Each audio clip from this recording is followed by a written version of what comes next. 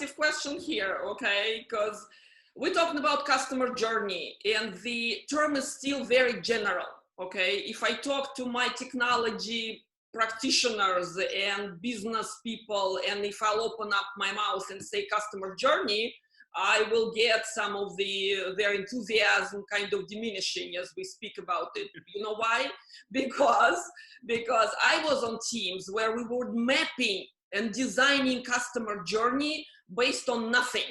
Okay, so we were basically, introducing our own thoughts and ideas and experiments, that sense. So where is it coming together? In organizations that you've seen, okay, where people getting together, they would love to understand customer journey and build processes that will support it.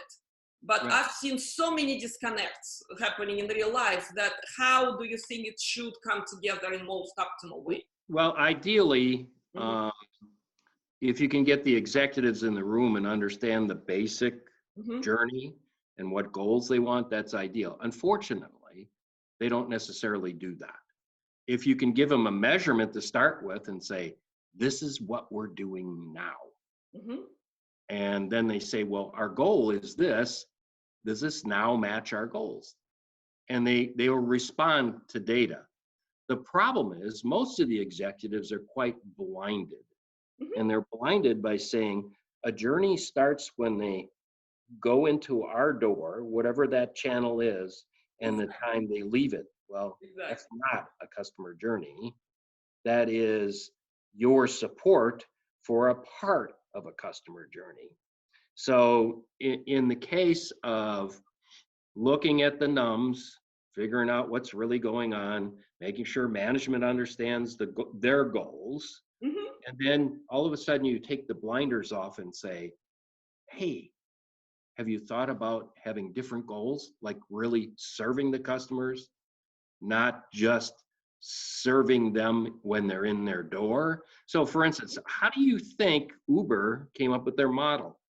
How? Tell me, because many people guessing, right? Not many people. Yeah, well, they looked at the whole journey of traveling and, if you ever tried to hail a cab in Manhattan or San Francisco, it's ridiculous. I know what you're talking about.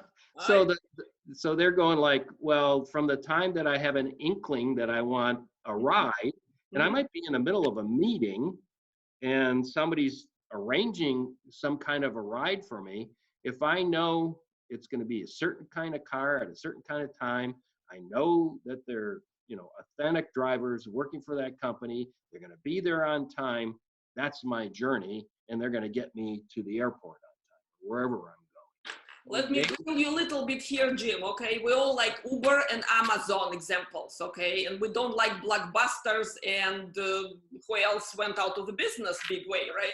So what I understand is that it's not easy to start a new company and understand that journey from scratch. Good for Uber and everybody else, right?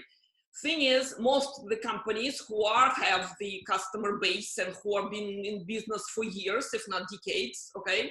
They think they know the customer. They think the journey is clear. This is what people buying from me. I should be doing the same. Okay. So where is this big aha moment that people will not be buying from me tomorrow if I keep doing what I'm doing now? Well, there's two things you can do. One is really talk to customers. Okay. Interesting idea. And actually surveying them with open-ended surveys. Every survey that I've seen, I'm saying, well, I can see what they want. They want a high rating here because they want to look good to their management. It has nothing to do with me. Yeah, they'll tell you they want everything good and nothing bad. That's what survey will tell you. Yeah, wasn't I nice to you? Shouldn't you give me a high rating? Whether I served your whole journey? And most people are complacent. We're all nice people. We want to say, yeah, I like you. You're okay, right? Yeah. So keep going. Yeah, you don't want to say, well, you were a nice step in my whole process. So I would like somebody, to be not so much a travel agent because I don't trust them anymore. They've made too many mistakes for me. I want to be enabled to handle a whole trip from the, knowing what the weather's going to be like, where to eat, I want to know in how well they're rated, what people will recommend, people like me have. I want them to recommend a hotel that's close to things that I want to see based on my interests. And I want that, and the airfare and the ground, I want it all, my whole travel journey, one and done. Nobody's done that. Now. Exactly, because companies actually want to squeeze in their product somewhere. If I'm selling hotels, right, I'm going to expand on hotel point. I don't have a relationship with airlines. It's too messy to, right, to really the whole journey functional here, right? So how do companies do that if I'm a bank, if I'm an insurance company, and this whole journey, I only have limited offers. So I kind of backtracking what I can offer, you know, this kind of old way product. So let me talk to about a company I worked for. All they sold was life insurance. Right. All they sold. Yep.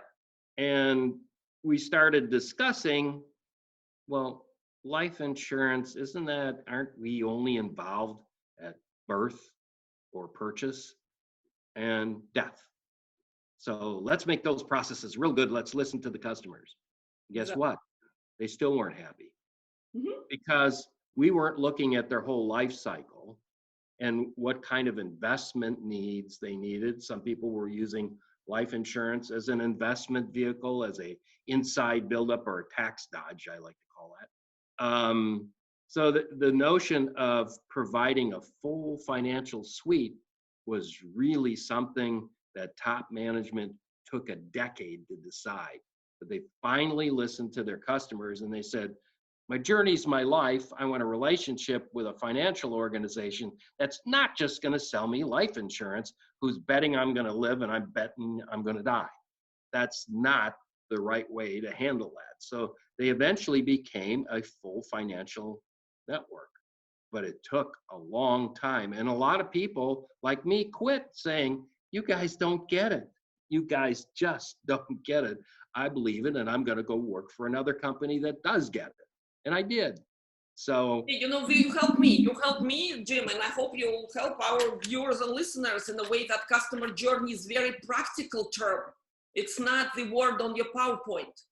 It's seriously, a tool to measure your whole business and make success and innovate based on that. So no, this is tremendous.